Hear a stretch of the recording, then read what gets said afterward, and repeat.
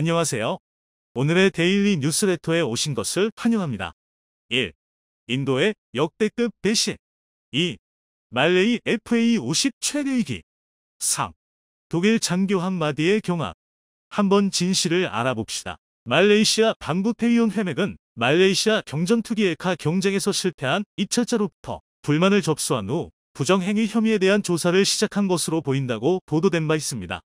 말레이시아에서 진행 중인 차세대 경전투기 도입 사업에서 한국의 FA52 인도의 테자스를 제치고 계약이 성사되기 일부 직전이었는데 생각지도 못한 변수가 발생해 도입 논의가 일시 중단됐다고 전해졌습니다. 경쟁자인 인도에서 입찰에서 앞서가기 위해 뒷수작을 부리고 있었던 사실이 드러났는데요. 덕분에 FA50에 대한 여론이 악화되어 순조로워 보였던 FA50 수출 사업에 브레이크가 걸리게 되었습니다. 그런데 이러한 인도의 더티 플레이에 입찰의 당사자인 말레이시아 언론이 들고 일어나 FA50을 편들고 나섰다고 합니다. 거기에 정작 인도군은 자국 무기 대신 한국 무기를 구매하겠다고 나서 내부에서도 분열이 발생했다고 합니다.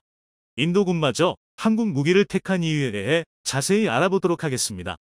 최근 말레이시아에서 진행 중이던 전투기 입찰 경쟁에서 FA50이 사실상 승리했다는 희소식이 들려왔었습니다. 지난 5일 말레이시아 군사 전문 매체에서는 한국의 FA50 블럭 20, 36대 구매 계약이 확정됐다고 보도했습니다. 말레이시아 공군은 노후화된 러시아제 전투기 미그 29를 대체하기 위해 경전투기 도입 사업 엘카를 진행 중이었는데요. 최종 후보로 인도의 헬, 테자스 티저즈 MK1 모델과 한국의 T50 블럭 20 모델이 치열하게 경쟁 중이었습니다. 사실 경쟁이라고 언급됐었지만 개발 이후 한 대도 수출된 적 없는 테자스와 세계 각국에 수출되며 명품이라고 인정받고 있는 FA50 중 누가 이길지는 볼보듯 뻔한 일이었습니다. 현실을 깨달은 인도는 정면 승부를 포기하고 본격적인 뒷공작에 착수했는데요. 인도 언론은 상황이 불리하게 흘러가고 있음에도 여전히 테자스가 우위에 서 있다고 보도하며 FA50을 깎아내리기 위해 난데없이 인도네시아를 걸고 넘어졌습니다. 우리의 진상 고객 인도네시아는 T50을 구매해 운용 중이기도 한데요. 그 처참한 정비 실력으로 벌써 2대의 T50을 추락시켰었죠. 그런데 인도 언론은 인도네시아에서의 사고를 트집 잡으며 FA50의 품질을 믿을 수 없다고 주장했습니다. 사고 조사 결과 명백한 인도네시아의 정비 실수였음이 드러난 사건들이었는데 말입니다. 인도네시아 네티즌들도 인도 언론의 주장에 동조하며 한국제 무기는 믿을 수 없다고 주장하고 나섰습니다. 거기에 FA50의 도입 비용에 대한 잘못된 정보를 제공하고 높은 가격 때문에 말레이시아 입찰에서 테자스가 앞서고 있다고 보도했는데요. 이에 말레이시아 언론이 나서서 인도의 주장은 사실이 아니라고 반박하는 보도를 냈습니다. 말레이시아 언론의 보도에 따르면 신뢰할 수 있는 소식통이 타이와 말레이시아 국방부의 협상은 매우 잘 진행되었습니다. 인도 언론이 보도한 가격 문제는 완전히 거짓말입니다. 라고 전했다고 합니다. 또한 FA50을 수입한 국가 중에서 사고가 발생한 건 인도네시아뿐이며 그렇게 잘났다는 테자스는 왜 한 대도 팔린 적이 없냐고 날카롭게 지적해 손바닥으로 하늘을 가리려 하는 이들의 입을 다물게 만들었습니다. 입찰에서 승리하기 위해 FA50에 대해 헛소문을 퍼뜨릴 정도로 인도는 테자스의 판매에 절박하게 매달리고 있는데요. 테자스 전투기는 인도의 처참한 무기 개발사를 대표하는 3대 흑역사 중 하나입니다. 다른 두 개는 그 유명한 아준 전차와 인사즈 소총이죠. 인도의 아준 전차는 세계 무기 개발사에서도 손꼽히는 괴작인데요. 무려 34년이나 되는 개발 기간을 거쳤음에도 결함투성인 결과물이 나와 밀리터리 마니아들의 비웃음을 사고 있는 전차입니다. 이 개발 기간이 얼마나 길었냐면 인도에서 아준 전차 개발을 시작할 당시 한국에서는 K1 전차를 개발하기 시작했는데 한국에서 다음 세대인 K2 전차까지 개발과 양산을 진행한 뒤에야 인도에서는 아준 전차의 배치를 겨우 시작할 정도였죠. 게다가 실전 배치된 전차들에도 도저히 감당할 수 없는 결함들이 산재해 현세대 전차와 비교는커녕 2세대와 비교도 뒤처지는 성능의 결과물이 나오고 말았습니다. 아준 전차를 사용할 인도 육군은 이미 예전부터 문제의 심각성을 인지하고 있었는데요. 90년대부터 아준 전차의 개발 중단을 건의해왔지만 정부 고위 관료들의 요구에 따라 성공할 수 없는 프로젝트를 계속해서 붙잡고 늘어져야 했습니다. 아준 전차의 실전 배치가 결정되자 인도 육군에서는 아준 전차가 인도군의 작전 수행 능력에 치명적인 손상을 준다고 강력하게 항의했지만 결국 인도 정부의 강압으로 기갑부대에 실전 배치되었고 추가 양산에 들어갔는데요. 최근 이루어진 조사에 따르면 배치된 아준 전차의 75% 이상이 고장으로 인해 작전이 불가능한 상태라고 합니다. 결국 인도 정부에서는 아준 전차를 전력 외로 상정하고 차세대 전차 도입 사업을 진행 중이죠. 테자스 역시 아준 전차와 별 다를 바 없는 상황입니다.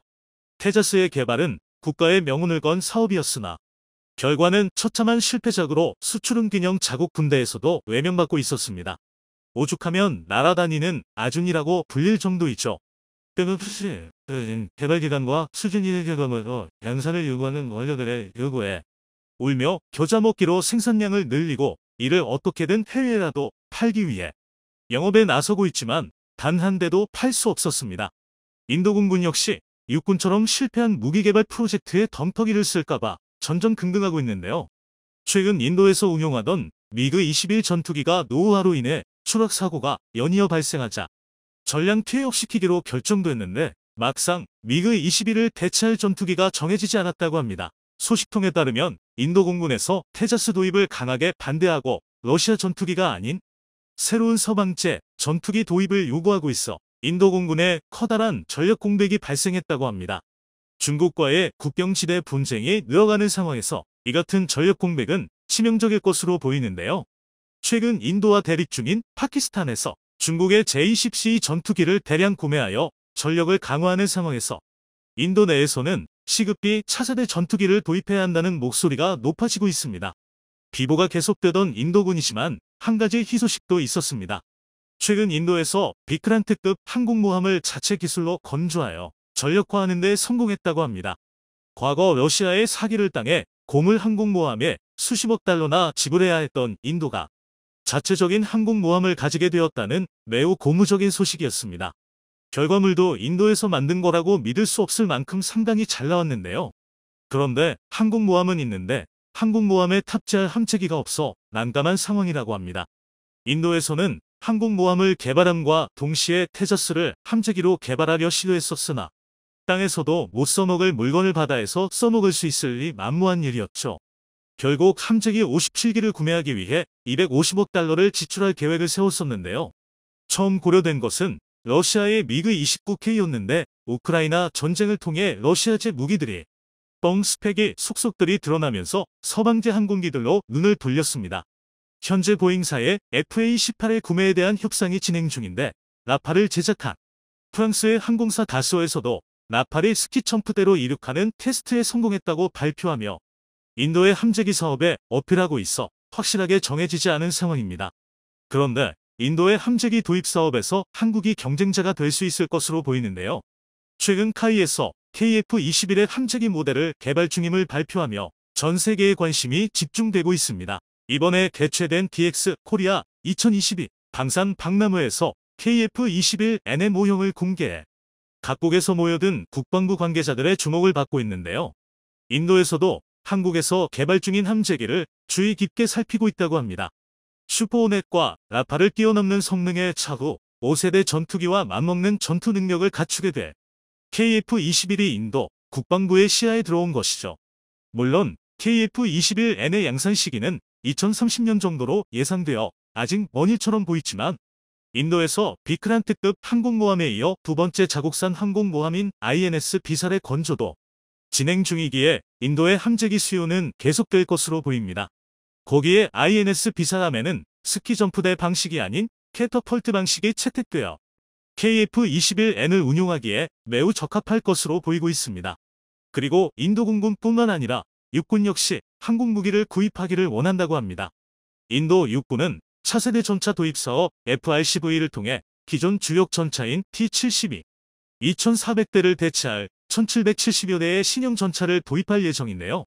현재 한국의 K2 흑표 전차가 가장 유력한 후보로 주목받고 있습니다. 인도로 수출되었던 K9 자주포 백무는 중국과 마주한 국경지대에 투입되어 혁혁한 공을 세우고 있는데요. K9 자주포의 성능에 매우 만족했던 인도 육군은 전차 도입 사업에서 한국의 K2 흑표 전차를 강력하게 밀어주고 있어 선정될 가능성이 높다고 합니다. 이번 전차 도입 사업의 총 규모는 무려 20조 원에 달해 전차 한 종만으로 폴란드 전체 방산 수입에 맞먹는 빅딜이 터질 것으로 기대받고 있습니다.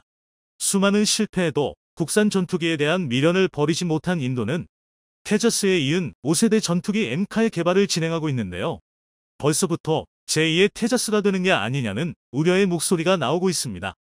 다목적 스텔스 전투기를 표방하며 개발 중인 엠카 전투기이지만 인도에선 5세대 전투기에 필요한 기술이 거의 없어 기초기술 개발에만 막대한 비용과 시간이 소모될 것으로 보고 있습니다.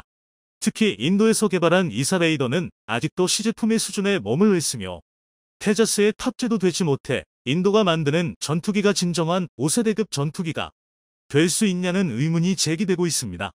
인도에서는 2025년 시험 비행을 마치고 2031년 블록 1을 양산하는 것을 목표로 하고 있지만 인도의 무기 개발사를 돌아보았을 때 여기서 10년, 20년이 연기되어도 놀라지는 않을 것 같습니다. 한때는 KF-21의 경쟁 상대로 언급되었었지만 엠카가 양산될 무렵에는 KF-21은 블록 2로 넘어간 뒤일 것으로 보여 애초에 경쟁이 성립하지도 않을 것으로 보고 있습니다.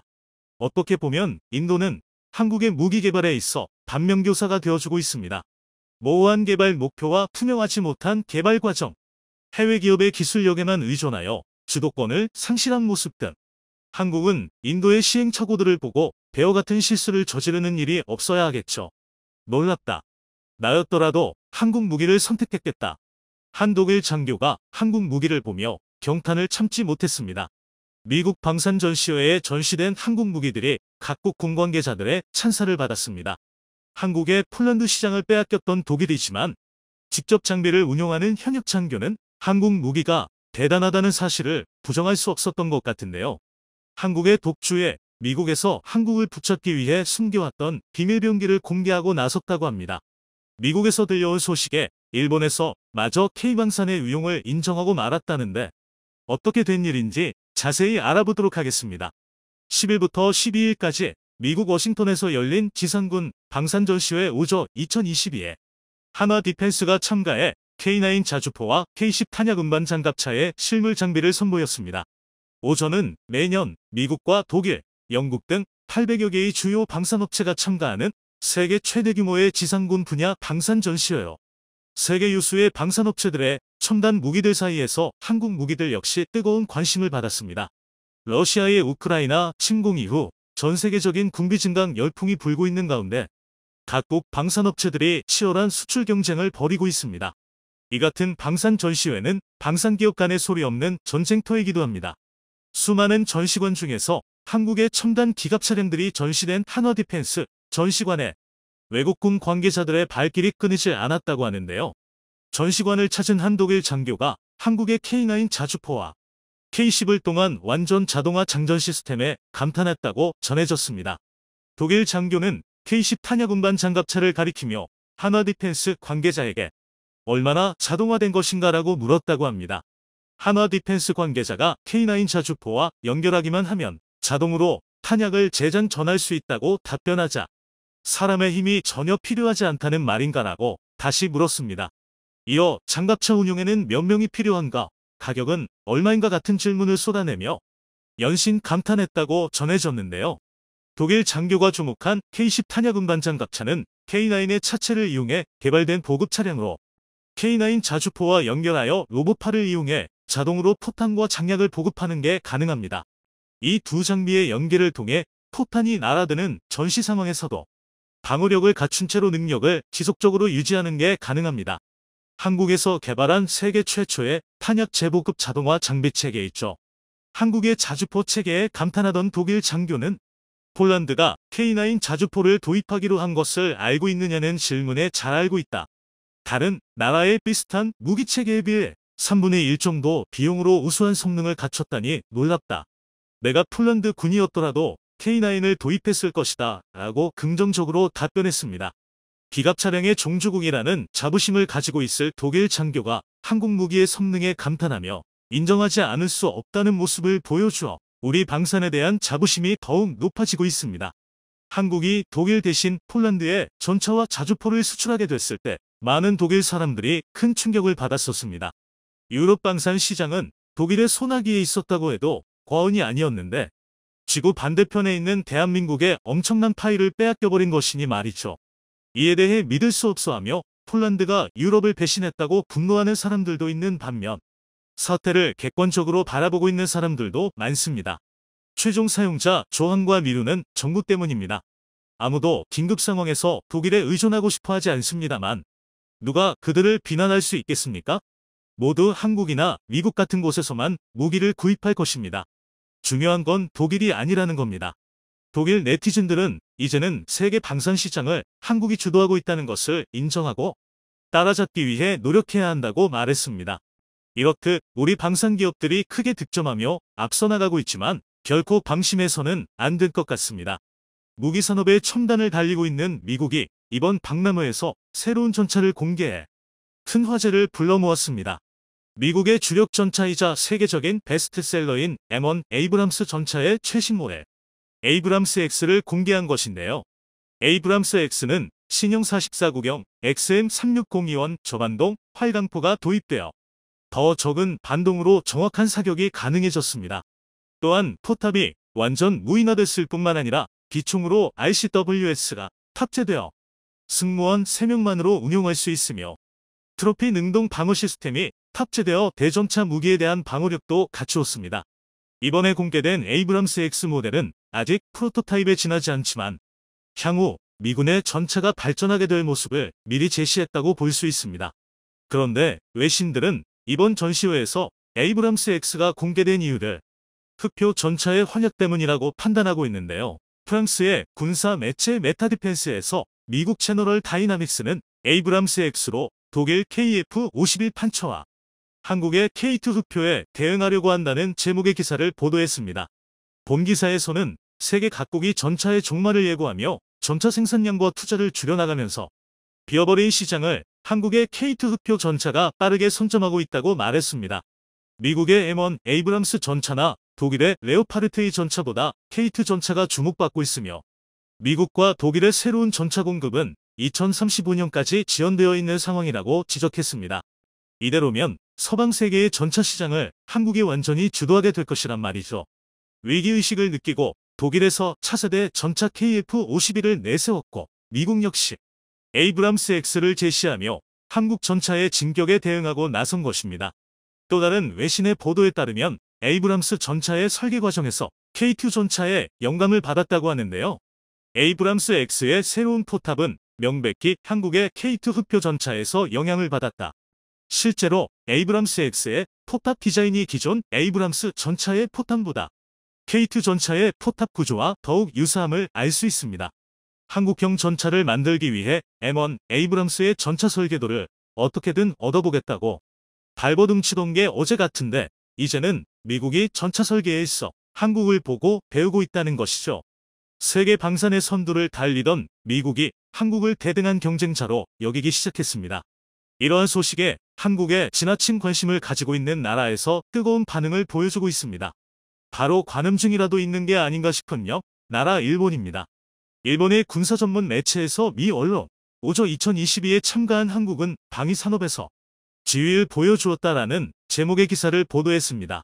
본 기사에서는 미 언론들과 관계자들의 한국 방위산업에 대한 평가들을 모두 모아 나열하고 있습니다. 한국이 수출하고 있는 것은 K판만이 아니다.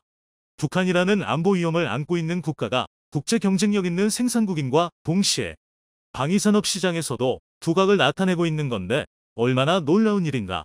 미국 캐피탈 알파 파트너즈 칼란 이사. 경이적인 매출의 성장을 보이는 한국 방위산업의 현상은 우연의 산물이 아니라 의도적인 전략의 성과이다. 한국 기업은 복수 정권에 걸친 하이레벨 협상, 무기 수출을 뒷받침하는 정책, 무기 박람회 참가를 결합하여 숫자를 늘려온 것 같다. 디펜스 뉴스. 현실감을 띠고 있어 유럽과 아시아의 무기 수요는 높아지는 한편 이 거대한 수요에 미 방위산업이 대응할 수 없는 한 무기 시장에서 한국의 대두는 미국도 환영해야 할 유사. 호주 유나이티드 스테이츠 스터디즈 산트르. 한국 방산이 이루어낸 경이로운 업적에 각국 외신들이 찬사를 아끼지 않았습니다. 미 언론뿐만 아니라 일본 언론까지 한국 방산이 성공했다고 인정하며 그 전략을 본받아야 한다고 말하고 있는데요.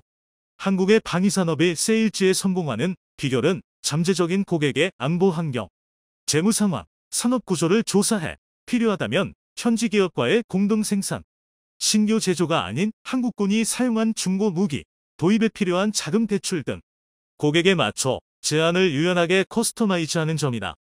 일본 경제신문. 이에 대해 일본 네티즌들도 분하지만 인정하지 않을 수 없다는 반응을 보여주고 있습니다. 이런 자유로운 사고방식이 한국의 특기지. 일본도 예전에는 그랬을 텐데 이제는 갈라파고스화돼버려 다른 나라에서 사용할 수 없는 상품밖에 없어. 예를 들어 신칸센이 중국이나 대만 이외에 보급되지 않는 것은 일본형 시스템에 특화되어 있기 때문이지. 일본 무기는 실전을 거치지도 않았기에 다른 나라에서 사용하려 할지 의심스러워. 일본이 버블 경제 이후로 겸손함을 잃어버려 너무 안타까워. K9이나 레드백은 일본에 도입해도 좋을 것 같아요. 국내 생산으로 하면 공급면에서도 유리하고 그러면 혐한파에서 난리를 칠까요?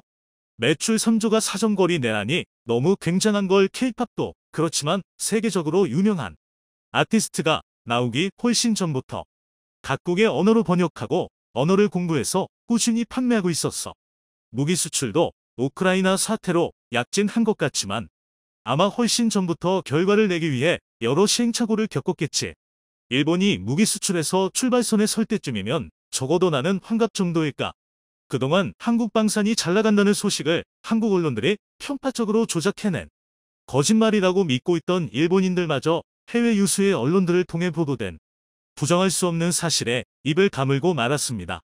현실을 직시하고 이제라도 노력해야 한다는 의견이 나오고 있지만 고착화된 일본 방산이 세계 시장에 진출하기란 사실상 불가능에 가까워 보이네요. 한국의 오조 참가에 대해 해외 언론들이 보도한 공통된 표현이 있었습니다. 떠오르는 방산 플레이어로서의 한국의 위상. 한국이 세계 방산 시장에서 라이징 스타라는 것을 모두가 인정하고 있는 것이죠. 아시아를 넘어 미국까지 뻗어나가고 있는 K방산이지만 방심은 금물일 것입니다. 세계 방산의 절대자였던 미국이 한국을 전력으로 상대해야 할 경쟁자로 인식하기 시작했으니까요. K방산이 정상에 올라설 그날까지 멈추지 않고 나아갈 수 있도록 한국 방산 기업들의 열렬한 지지를 보냅니다. 영상이 도움이 되셨다면 구독과 좋아요 부탁드리며 오늘도 감사합니다. 최고로 멋진 하루 보내시길 바랄게요.